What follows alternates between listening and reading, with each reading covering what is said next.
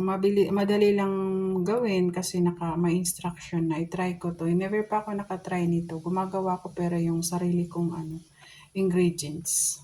Ito yung nabili ko lang nung isang araw sa Algonin. Try natin kung masarap ba siya. Ayan, 4 cups of milk.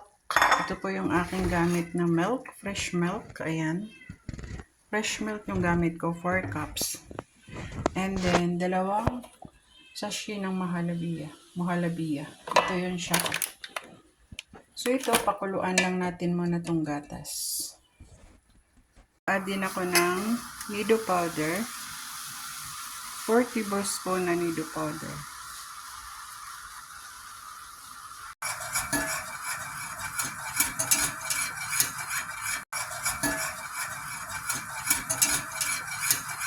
Halo na natin itong ating mahalabiya powder. Mix lang natin siya hanggang lumapot. So, yan na po. Malapot na siya. Okay na siya. Patayin na natin yung apoy. Ayan. Bilis lang niya lumapot. Ayan. Nagdagdag pala ako mga day ng gatas kasi parang sticky masyado. Pero ito okay na siya. Nagdagdag ako ng 1 cup na gatas. Ayan. Ito pwede na siya. Nakagawa tayo ng 7 baso. Ayan. So, may natira pa dito sa akin na to. Charot. Ayan ang natira. Naglagay lang ako nito ng punkan para may decoration naman tayo.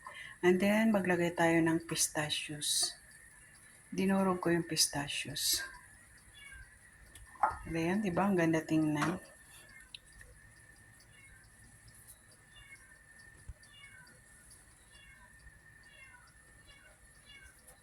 Pula yung sa gitna. Iwala akong grapes ata to or raspberry. So, ang ginawa ko, ito na lang, citrus man ata to. Ewan. Yeah, punkan or citrus, ewan ko, hindi ko alam. Pero maganda na siya, no? Char, nakakatuwa tingnan. So, yun lang. Thanks for watching and God bless. Have a good day, everybody. Pray all. Bye.